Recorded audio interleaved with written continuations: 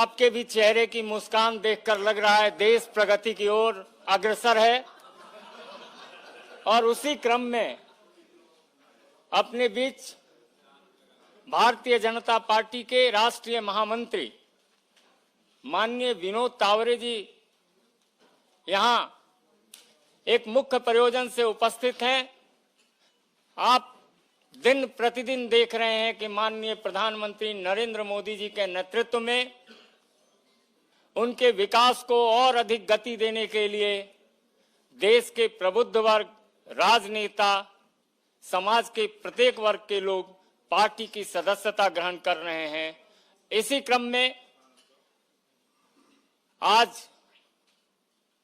भारतीय राष्ट्रीय कांग्रेस के प्रमुख नेता और राष्ट्रीय प्रवक्ता माननीय गौरव वल्लभ जी, बिहार कांग्रेस के पूर्व प्रदेश अध्यक्ष और बिहार की राजनीति में कांग्रेस की एक अभूतपूर्व पहचान बनाने वाले श्री अनिल शर्मा जी, बिहार के राष्ट्रीय जनता दल के नेता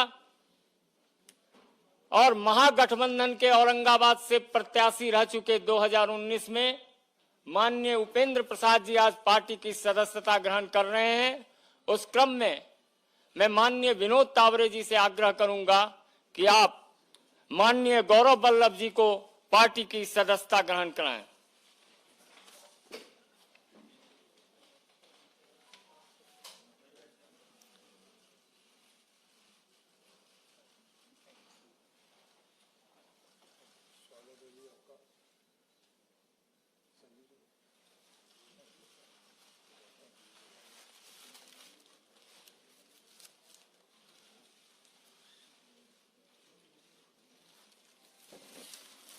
मेरा आग्रह होगा बिहार कांग्रेस के पूर्व अध्यक्ष और छात्र नेता के रूप में अपनी अलग पहचान रखने वाले माननीय अनिल शर्मा जी को पार्टी की सदस्यता ग्रहण कराएं।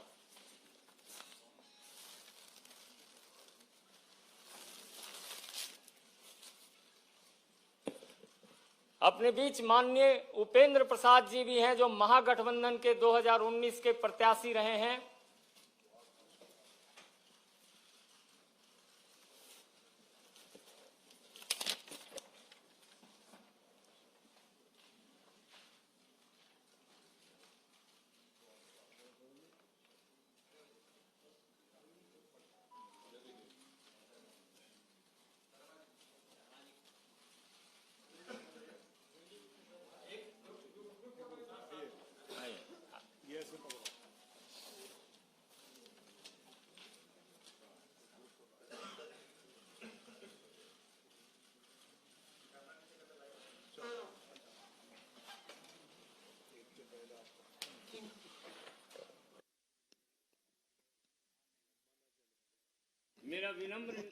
मेरा विनम्र निवेदन है माननीय विनोद तावरे जी से कि आपको संबोधित करें और अपने नए साथियों का अभिवादन करें। माननीय विनोद तावरे जी। नमस्कार। संजय जी ने कहा वैसे चेहरे की मुस्कान बहुत कुछ बता रही है। गौरव जी, अनिल जी, उपेंद्र जी, इन सब का ज्वाइनिंग और स्वागत तो हमने किया है।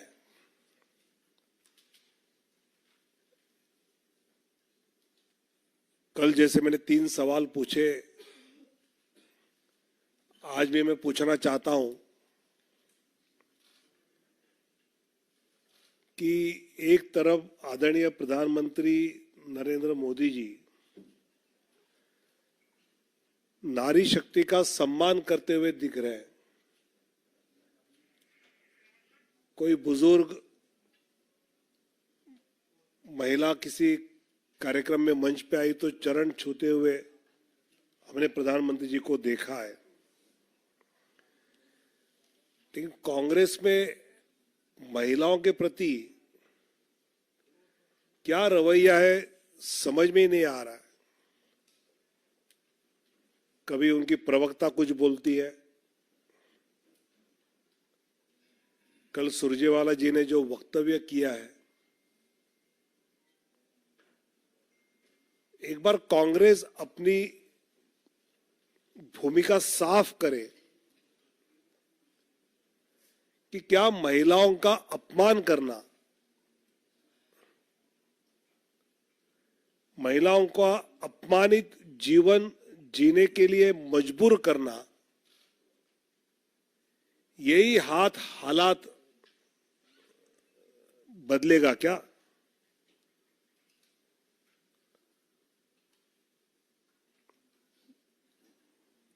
ये कहीं कम लग रहा था तो छत्तीसगढ़ के कांग्रेस के नेता प्रतिपक्ष कह रहे हैं मोदी जी की सर फोड़ने की बात। मतलब विपक्ष के मुद्दे शायद खत्म होते जा रहे हैं और ऐसी बातों का सहारा लेते हुए मतलब कोई नेता इस प्रकार की बात कर सकता है तो छत्तीसगढ़ के नेता प्रतिपक्ष समझ जाए कि देश की जनता मोदी जी को चाहती है, वो लाठी उठाने वाले का क्या हाल कर सकती है, आप समझ लो। और इसलिए कांग्रेस अपने नेता प्रतिपक्ष का ये वक्तव्य के बारे में क्या कहना चाहती है वो हम सुनने के लिए उत्सुक हैं। और जिस कच्चा टीपू द्वीप की बात हमने कही थी, अब उसको लेकर कांग्रेस के सहयोगी एमडीएमके ने कहा है कि कांग्रेस ने तमिलनाडु की जनता से धोखा किया। ये घमंडिया गठबंधन के सदस्य ही कह रहे हैं। इसका जवाब राहुल जी क्या देंगे, ये सुनने के लिए हम उत्सुक हैं। आज यहां पर हमने प्रोफेसर गौरव जी का पार्टी में ज्वाइनिंग करते हुए स्वागत किया। लगभग एक दशक से कांग्रेस के प्रवक्ता रहे हैं, राष्ट्रीय प्रवक्ता रहे हैं और शिक्षा जगत में भी अपना एक महत्वपूर्ण स्थान चार्टर्ड अकाउंटेंट स्वयं है। और कई बार संजय मयू और अनिल बलूनी सब टीम बैठती है तो गौरव वल्लभ अगर डिस्कशन में जा रहे हैं तो फिर उस प्रकार कोई सीनियर जाना चाहिए। ऐसी चर्चा उनके कमरे में मैंने सुनी है और ऐसे गौरव जी का आज पार्टी ज्वाइनिंग हो रहा है, मैं उनका स्वागत करता हूं। साथ ही बिहार कांग्रेस अपना अस्तित्व खत्म करने के लिए खुद तुली है। जिस प्रकार प्रदेश के नेतृत्व को पूछे बिना बिहार के कांग्रेस पार्टी पर कुछ निर्णय थोपे जा रहे हैं और उससे वहां के नेता काफी दुखी है। अनिल शर्मा जी जो कांग्रेस कमेटी के बिहार के अध्यक्ष रहे हैं और उनके छात्र जीवन में छात्र संघ के अध्यक्ष तो रहे, लेकिन एक छात्र नेता के नाते, एक जुझारू नेता के नाते उनका परिचय रहा। वो भी आज भारतीय जनता पार्टी से जुड़े हैं, उनका भी मैं स्वागत करता हूं। और उपेंद्र प्रसाद जी जो महागठबंधन के केवल प्रत्याशी नहीं तो एक उस बिहार के इलाके में एक शक्ति रही। आज उपेंद्र जी भी भारतीय जनता पार्टी में आदरणीय नरेंद्र मोदी जी के नेतृत्व में विकसित भारत की संकल्पना को मजबूत करने के लिए जुड़ चुके हैं। इन तीनों का मैं स्वागत करता हूं और इन तीनों के आने से मैं मानता हूं कि गौरव जी है, अनिल जी है, उपेंद्र जी है, इन तीनों के पार्टी प्रवेश से पार्टी को तो बल मिलेगा, लेकिन उनकी क्षमताओं का उपयोग करते हुए हम जो विकसित भारत की संकल्पना लेकर चल रहे हैं उस पर और गति से चल पाएंगे, ये मुझे विश्वास है। धन्यवाद। मेरा निवेदन होगा माननीय गौरव वल्लभ जी से कि आपको संबोधित करें।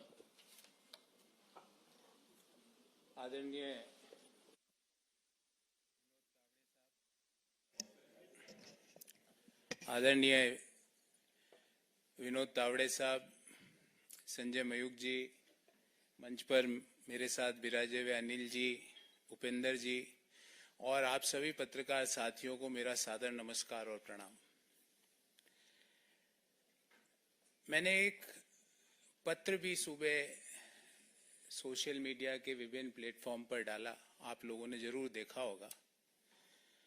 और उस पत्र में मैंने अपने दिल की सारी व्यथाएं, इश्यूज जो मैं समय समय पर कांग्रेस पार्टी की लीडरशिप को अवगत भी कराता था, वो मैंने सारे उसमें लिख दिए। उसके अलावा मुझे कुछ नहीं कहना। मेरा दृष्टिकोण शुरू से ये रहा है कि भगवान श्री राम का मंदिर बने, न्योता मिले और हम न्योते को कांग्रेस पार्टी लिख के भेजे कि हम नहीं जाएंगे, मैं इसे स्वीकार नहीं कर सकता। देश में मैं अर्थशास्त्र का विद्यार्थी हूं, बड़े समय तक अर्थशास्त्र और वित्त देश के प्रतिष्ठित संस्थाओं में पढ़ाया भी है मैंने। सुबह से शाम वेल्थ क्रिएटर्स को गाली, उन नीतियों को गाली, निजीकरण, उदारीकरण, वैश्वीकरण, जो पूरी दुनिया मानती है कि जो डॉक्टर मनमोहन सिंह जी और पीवी नरसिम्हा राव जी की सरकार ने किया, उन नीतियों को गाली। कोई बिजनेस करे उसको गाली, कोई विनिवेश में पार्टिसिपेट करे उसको गाली, एयर इंडिया कोई कंपनी खरीदे तो वो गलत। तो मुझे लगता है कि कहीं ना कहीं जो नीतियां हैं और जो इश्यूज हैं उसको कांग्रेस पार्टी टैकल करने में कहीं ना कहीं बड़े गैप उसके अंदर आ रहे हैं। और मैंने अपनी चिट्ठी में भी यही लिखा है।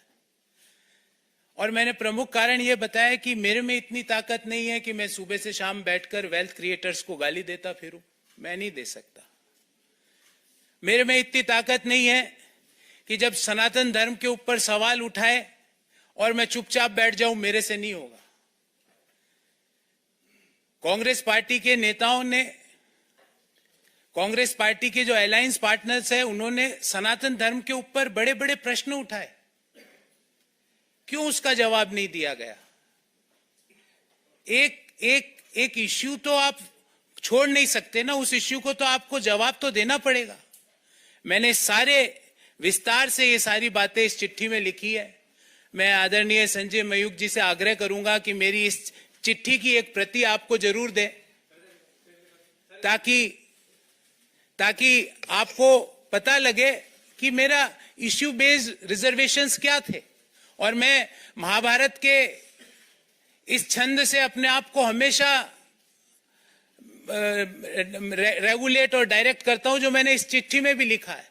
धर्म एवं हतो हंति धर्मो रक्षति रक्षित, तस्य धर्मो न हंतव्यो मा नो धर्मो हतो वधित।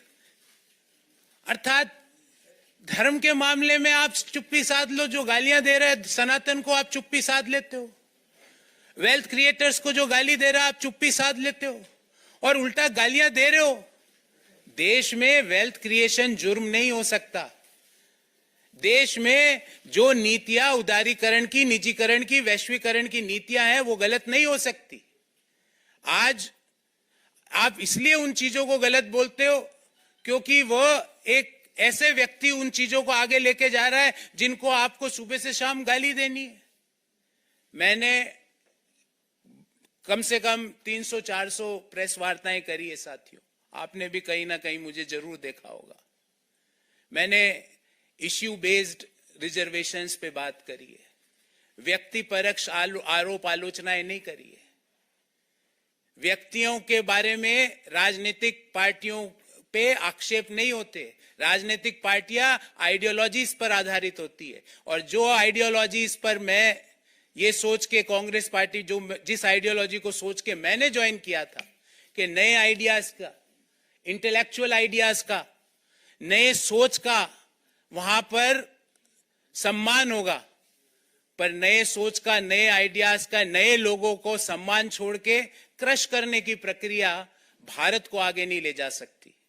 और अल्टीमेटली हमारी आइडियोलॉजीज, पार्टीज की, पॉलिटिकल राजनीतिक पार्टियों की आइडियोलॉजीज अलग अलग हो सकती है, पर एक आइडियोलॉजी जो हम सबको जोड़ती है वो भारत को आगे ले जाने की आइडियोलॉजी, और उसी आइडियोलॉजी को ध्यान में रखते हुए जो विकसित भारत की जो संकल्पना है उसको आगे ले जाने के लिए जो आइडियोलॉजी ने मुझे आकर्षित किया, और मैंने आज भारतीय जनता पार्टी ज्वाइन करी। मुझे उम्मीद है मैं अपनी योग्यता का, अपने ज्ञान का, अपनी समझ का प्रयोग भारत को आगे ले जाने में जरूर भारतीय जनता पार्टी के माध्यम से कर पाऊंगा, और मैं अति प्रसन्न हूं। मैंने मेरी दिल की बात सारी लिख दी है, इससे ज्यादा ना तो मुझे किसी के व्यक्ति के बारे में टीका टिप्पणी करनी है। जो इश्यूज, और ये इश्यूज मैंने ऐसा नहीं कि पहली बार उठाए, पार्टी के हर पटल पे इन इश्यूज को मैंने समय समय पर उठाया और बेरोक टोक उठाया, पर जब आप इनको नजरअंदाज कर रहे हो तो मुझे लगता है कि भारत को आगे ले जाने में आपका कंट्रीब्यूशन नहीं है, और जब मैं अपना कंट्रीब्यूशन भारत जैसे महान देश को आगे ले जाने में नहीं दे सकता तो मैं वहां रहकर कुछ नहीं कर सकता। इसलिए मैंने प्रधानमंत्री नरेंद्र मोदी जी के विकसित भारत की संकल्पना को आधार बनाकर देश को आगे ले जाने की, जो डेवलप्ड नेशन बनाने की जो मोदी जी का सपना है, उसको साकार करने के लिए जो भी मेरे से योगदान होगा वो मैं पूर्ण रूप से दूंगा। इससे ज्यादा मैं आज आपसे कुछ नहीं कहना चाहता। बहुत बहुत धन्यवाद, बहुत बहुत धन्यवाद तावड़े साहब, संजय जी और आप सभी लोगों को जिन्होंने मुझे ये अवसर दिया।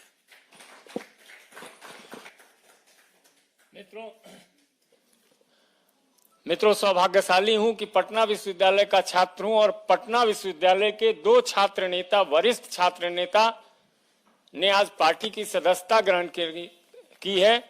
साथ ही लालू के दंश झेल रहे बिहार में जो कांग्रेस पिछलग्गू पार्टी थी लालू सरकार के समय, उस पिछलग्गू से उस समय निकालने वाले श्री अनिल शर्मा जी, जिनको उसकी सजा भी भुगतनी पड़ी थी, ऐसे अनिल शर्मा जी प्रदेश कांग्रेस के पूर्व अध्यक्ष अपने बीच हैं। मेरा आग्रह होगा माननीय अनिल शर्मा जी से आपको संबोधित करें। आदरणीय विनोद तावड़े जी, संजय मयूख जी, हमारे साथी गौरव बल्लभ जी, हमारे विश्वविद्यालय दिनों के साथी भाई उपेंद्र जी, उपस्थित सभी सम्मानित पत्रकार बंधुओं, आप सबको नमस्कार। मैंने 4 दिन पहले ही पार्टी से इस्तीफा किया है और उसमें भी मैंने बातों को उठाया था कि आखिर कांग्रेस छोड़ने का क्या कारण मेरा रहा है।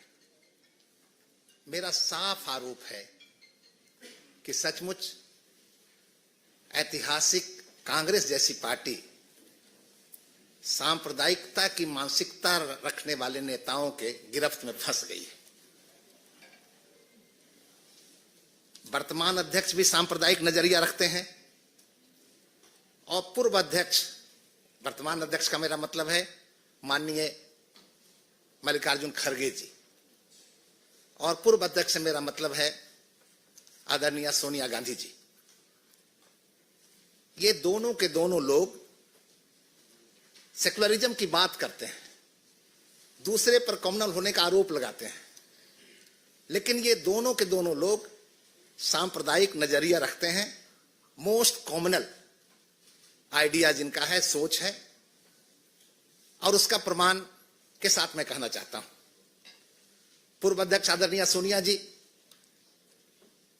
एक तरफ तो राम मंदिर की प्राण प्रतिष्ठा का निमंत्रण ठुकराती हैं, मगर वही सोनिया गांधी जी जब इटली में, रोम में मदर टेरेसा का सेंटहुड का कार्यक्रम आयोजित होता है तो कांग्रेस के दो वरिष्ठ क्रिश्चियन नेताओं को रिप्रेजेंटेटिव के रूप में भेजती है, और दूसरी तरफ आदरणीय खड़गे जी, इनका बायसनेस धर्म विशेष के रूप में के प्रति तो आप लोगों ने भी देखा होगा। मैं 1 सेकंड के लिए आपको सुना देना चाहता हूं।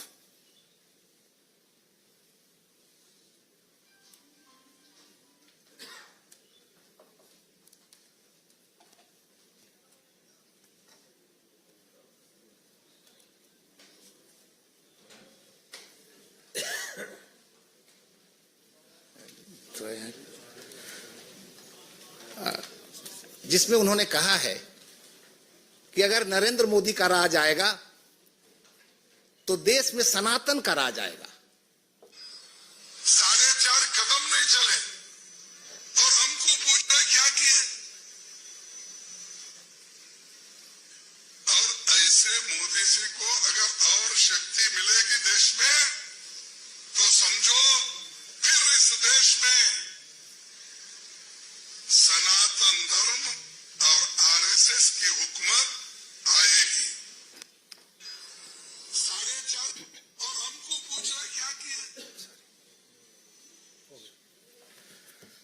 इससे स्पष्ट है कि इन दोनों नेताओं की मन स्थिति कैसी है। मैंने कई सभाओं में सुना, आपने भी सुना होगा, राहुल गांधी जी कहते हैं कि हम विचारधारा की लड़ाई लड़ रहे हैं। मैंने जब गौर किया तो पाया कि सचमुच राहुल गांधी जी विचारधारा की लड़ाई लड़ रहे हैं, और मेरी समझ से सचमुच इस देश में 2 तरह की विचारधारा की लड़ाई चल रही है। एक विचारधारा सनातन को मिटाने की विचारधारा है, और दूसरी विचारधारा सनातन को बचाने की विचारधारा है। राहुल गांधी, कांग्रेस और ये तमाम लोग सनातन को मिटाने की विचारधारा को आगे बढ़ा रहे हैं, और निश्चित रूप से मुझे कहने में गुरेज नहीं कि भारतीय जनता पार्टी भारत की अस्मिता, भारत की संस्कृति को बचाने के लिए साथ साथ देश की सेवा के साथ साथ सनातन को ही बचाने की विचारधारा पर काम कर रही है। मैं इस बात को मानता हूं कि भारत की आत्मा सनातन है। जिस तरह से शरीर से आत्मा निकल जाती है तो मानव शरीर निर्जीव हो जाता है, उसी तरह से दुर्भाग्य से कहीं भारत से सनातन का खात्मा हो गया तो भारत भी एक मृतप्राय देश जैसा रह जाएगा। और इसीलिए जब मैंने पार्टी से इस्तीफा किया तो मेरे सामने सवाल था कि क्या मुझे सनातन विरोधियों का साथ देना है या सनातन बचाने की जो लड़ाई लड़ रही ताकतें हैं उनका साथ देना है। और इसीलिए मैंने तय किया कि मुझे देश की सेवा के साथ साथ, समाज की सेवा के साथ साथ सनातन की भी रक्षा करनी है, सनातन की भी सेवा करनी है, और इसलिए मैं भारतीय जनता पार्टी में शामिल होने का फैसला किया है। मैं एक सनातनी हूं, जनेऊधारी सनातनी हूं, वैसा जनेऊधारी नहीं जो अपने कपड़े के ऊपर से जनेऊ पहनता हो। हमारे पास तो बाजाबता यज्ञोपवीत संस्कार के साथ मिला हुआ यज्ञोपवीत है। मगर आज देश में एक बड़े समुदाय को गुमराह करने के लिए जनेऊ धारण करने की बातें चलती हुई आप देखते हैं। पिछले दिनों राहुल गांधी ने अपनी यात्राओं में हर जगह कहा कि मैं मोहब्बत की दुकान लगाना चाहता हूं। जो शांति प्रिय लोग हैं, जो प्रेम मोहब्बत से रह रहे हैं, उनको तो मोहब्बत की दुकान की जरूरत नहीं है। मोहब्बत की दुकान तो उनको चाहिए जो नफरत की मानसिकता से जी रहे हैं और दूसरे की शांति को भंग कर रहे हैं। निश्चित रूप से अगर राहुल गांधी जी को लगाना चाहिए मोहब्बत की दुकान तो जम्मू कश्मीर जैसे राज्य में लगाना चाहिए, जहां नफरत की मानसिकता रखने वाले लोग वहां के शांति को भंग कर रखे हैं और इसलिए हम मानते हैं कि देश में सुख समृद्धि बढ़ाने के लिए जो नरेंद्र मोदी जी के नेतृत्व में भारतीय जनता पार्टी काम कर रही है, वो ऐतिहासिक काम कर रही है। और जो सपना है भारतीय जनता पार्टी का, नरेंद्र मोदी जी का, वो सपना निश्चित रूप से देश की जनता का जिस तरह से झुकाव है, समर्थन है, वो पूरा होगा। उसमें हमारे जैसे लोगों की भी गिलहरी का प्रयास योगदान के रूप में आ सकता है, तो वो करने में मुझे प्रसन्नता हुई है। इसलिए मैंने भी भारतीय जनता पार्टी में शामिल होने का फैसला किया है। बहुत बहुत धन्यवाद आपको। मेरा निवेदन होगा, शिक्षा नीति की लड़ाई लड़ने वाले छात्र नेता और महागठबंधन के पूर्व प्रत्याशी श्री उपेंद्र प्रसाद जी से आपको संबोधित करें।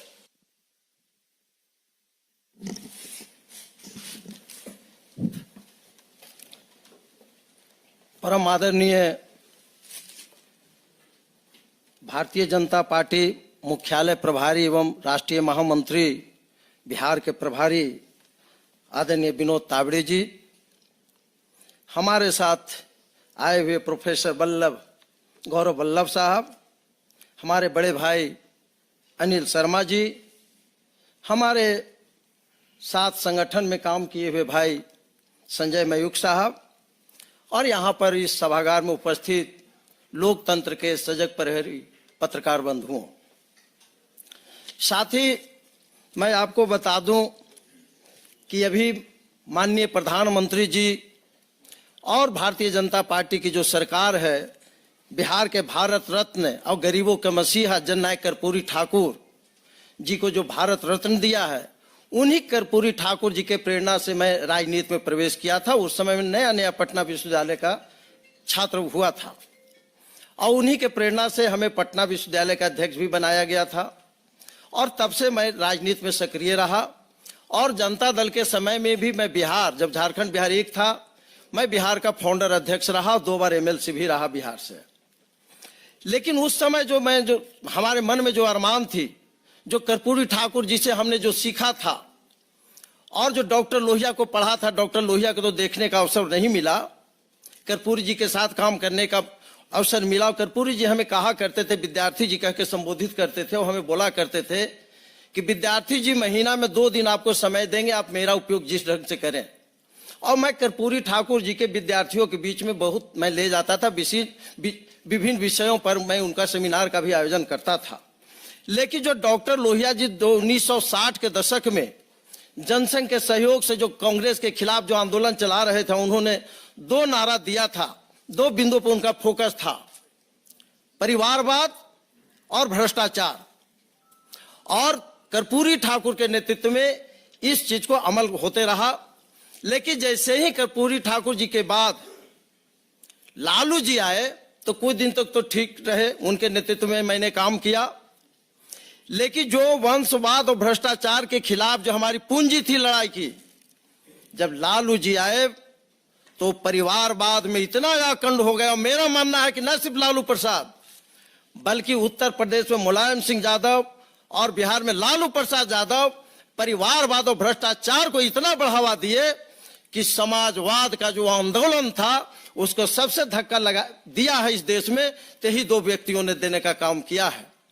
और हद तो तब हो गई जब पिछली बार 2019 में मैं महागठबंधन का उम्मीदवार बना और बिहार में सबसे कम वोट से के अंतर से हारने वालों में मैं 3रा व्यक्ति हूं पूरे संपूर्ण बिहार में। लेकिन जब इस बार टिकट की बात आई तो उन्होंने बोली लगा दी, कहते हैं कि कितना दोगे, अगला तो हमको 10 करोड़ दे रहा है, तुम कितना दोगे। तो मैं खीन हुआ और मैं देखा कि मैं जिस उद्देश्य से यहां पर राजनीति कर रहा था उद्देश्य की पूर्ति नहीं होगी। और सचमुच में जहां लोकतंत्र है, जहां कार्यकर्ताओं का मान और सम्मान है और विकसित भारत और सभ्यता और संस्कृति का जो हम गर्व करते हैं, दुनिया के सामने सर उठाकर चलते हैं, उस सभ्यता और संस्कृति की रक्षा यदि कहीं होगी तो भारतीय जनता पार्टी और आदरणीय नरेंद्र मोदी जी के ही नेतृत्व में संभव है। इसलिए हमने राष्ट्रीय जनता दल से इस्तीफा त्याग पत्र देते हुए आज विनोद तावड़े जी की उपस्थिति में, भाई संजय मयूख जी की उपस्थिति में मैं भारतीय जनता पार्टी का सदस्य बनने के लिए मैं यहाँ पर उपस्थित हूँ और मैं अपनी संपूर्ण ऊर्जा का इस्तेमाल पार्टी को मजबूत करने, समाज और देश को विकसित करने में मैं लगाने का काम करूंगा। इसी संकल्प के साथ मैं यहां पर आया हूं और मैं इसी के साथ मैं अपनी बात को समाप्त करता हूं। जय हिंद। बहुत बहुत धन्यवाद। फिर मिलेंगे आपसे, फिर मिलेंगे आपसे। तीन सवाल।